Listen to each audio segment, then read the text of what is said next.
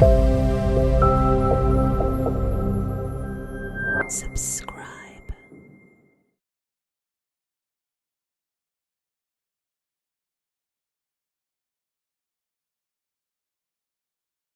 So, from victimhood into creatorship, what does that whole thing mean?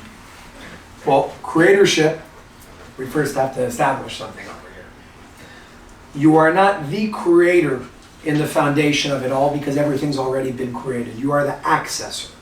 However, for practical purposes, I'm going to call it creatorship because that's our experience of it. So I'm just taking the illusion out, but still using it for practical purposes of saying, listen, we are having the experience of creating something, even though we know that we're accessing what's already there. So I want to speak about victimhood, because victimhood is huge. Victimhood is huge when it comes to the healing process. Victimhood is huge when it comes to building a successful business. Victimhood is huge when it comes to being in powerful, positive, productive relationships. If you play victim, you are not playing the role that you came here to play, because this thing doesn't actually exist. This thing is an illusion. This thing is disempowering. This thing is not actually what's going on. It's not what's ever been going on, and it's not whatever will be going on. You cannot be the victim to a reality that you are literally accessing and so-called creating in our experience of it every single day. You just can't be. You can't be. It doesn't work that way. So we're going to give a little reshape and a perspective over here. And it's a simple reshaping process. I've brought this lesson with me. It's helped a lot. I've seen a lot of people change their lives just by changing the way they look at something. Victimhood says what? Victimhood says, why is this happening to me? If you're sick, why do I have cancer? Why do I have X? Why do I have Y? Why is this happening to me? Creatorship is saying, why did I choose this? What is the lesson? And if I can learn the lesson, receive the gift, I can keep moving forward. One brings you into a cycle of despair. Something that's never going to bring you out of where you actually want to get out of, if you're there. And another says, and it's uncomfortable, I'm the one that did this to my life in both the good and the bad. And that's uncomfortable because the moment one realizes this, and I'll give a personal experience. When I understood this, when I remembered this, I sat there and I'm like, damn, everything that's ever happened to me that's bad is my fault. That's not fun. That's not fun. But then I changed the word fault to responsibility. And I said, well, wait a second, that's actually really empowering. That's really beautiful. Because right now, before I became aware of that, I was being this unconscious creator, unconscious accessor, unconscious manifester. So it's almost like being an artist. Let's say you're an artist, but you don't know how to paint. Your painting's going to suck. But if you're an artist and you learn how to paint, your painting is something that's guided by you. You were painting when you didn't know how to paint, and you're painting when you do know how to paint. The difference is, what is the consequence? What is the result of that painting? Is it one that is beautiful, something that you want to put on your wall? Or is it something that you're not proud of? The truth is, both were painted by you. Victimhood is pretty much putting on a blindfold, painting something, and then looking at it, not liking it, and saying, who did that? That's what victimhood is. Creatorship can be one stance of still having that blindfold on, because we're in the process of remembering things, looking at this and saying, ooh, I did that, but it could be a whole lot better. It could be something a whole lot more beautiful. So first you have to acknowledge, I did this.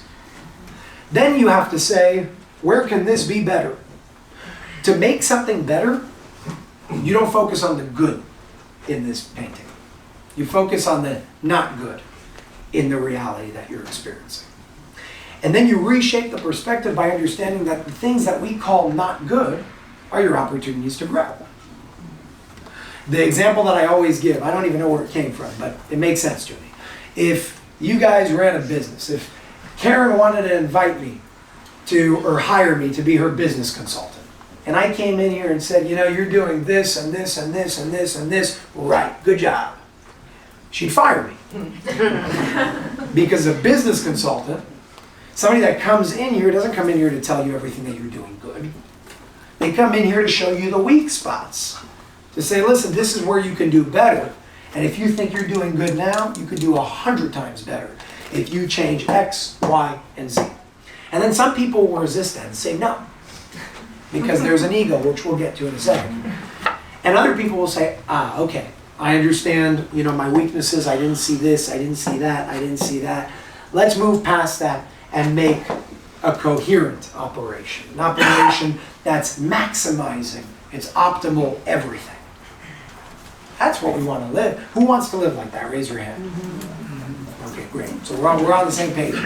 Everybody wants to live in a way of not just, I need to take responsibility for my life. That's the uncomfortable part.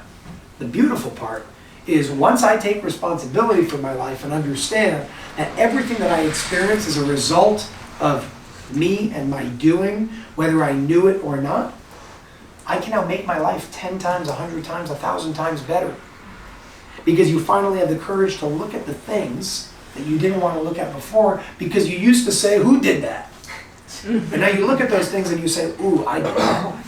And I could do better there. And if I could do better there, then I'm going to see how I can do better there. And suddenly the reshaping of that perspective brings the hardest hardships in your life and the most uncomfortable truths to face into the greatest blessings and the greatest gifts that you were ever given. Anywhere from dis-ease to lack to addiction to any of these experiences that most of us would prefer not to have. They're coming your way to help you. Because one thing that we must always remember is if all is light, that means all is one. You can't separate a unified field of energy. You can have your experience of different forms, but you can't separate a unified field of energy. So if all is light and all is one, and we happen to be a part of that all, then that means that that source that we call source or God or whatever it may be, source will never do anything to hurt itself. And if you can understand and remember that source will never do anything to hurt itself, just like you'll never take a hammer and break your own leg, because why would you do that to yourself? That everything that you're doing or experiencing is not happening to you, it's happening because of you, and it's happening for you. Your cancer that you may be experiencing is an opportunity. I know that that may seem severe and extreme, but it's true. Your father that may have sexually assaulted you growing up is a teacher for you. It's a rectification for you. It's coming your way to help.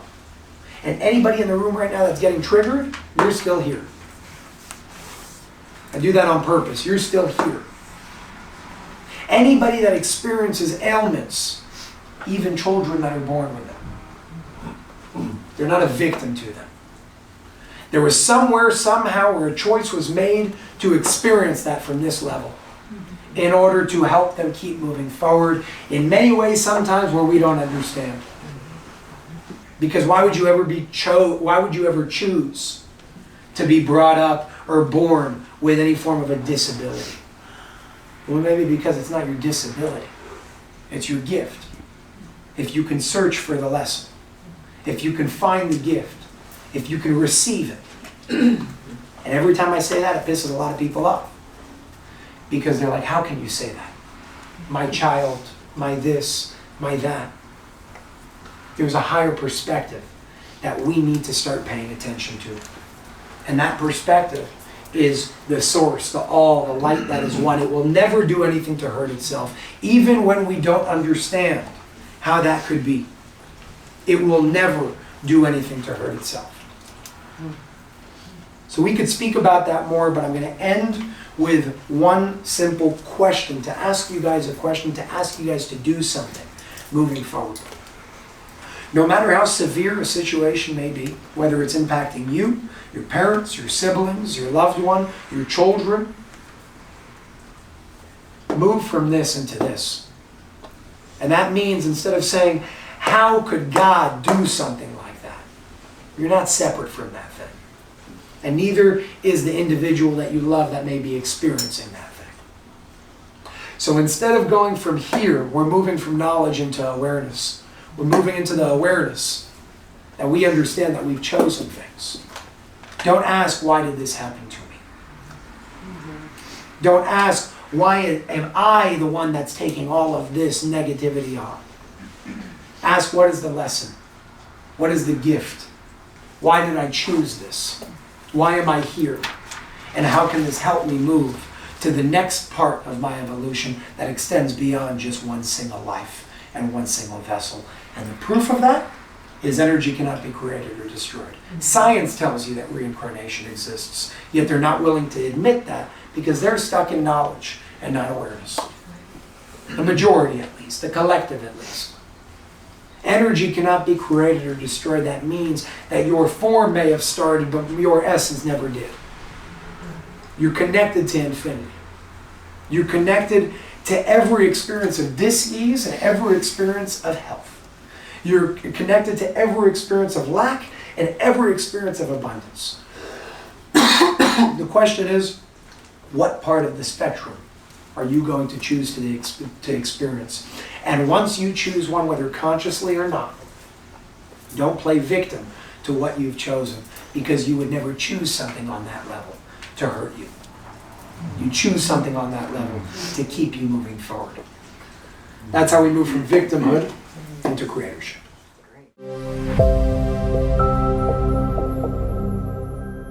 Subscribe.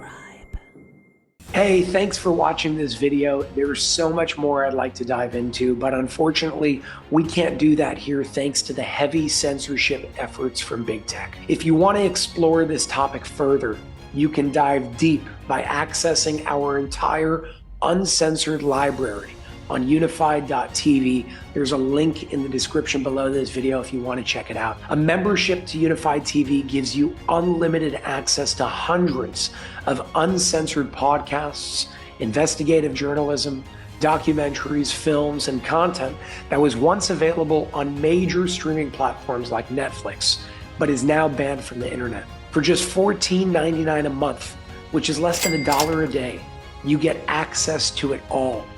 Your subscription also helps keep the platform running free from censorship and corporate influence. Please consider supporting us and enjoy all of our unfiltered and thought-provoking content in return. Thank you very much, and I will see you on Unified TV.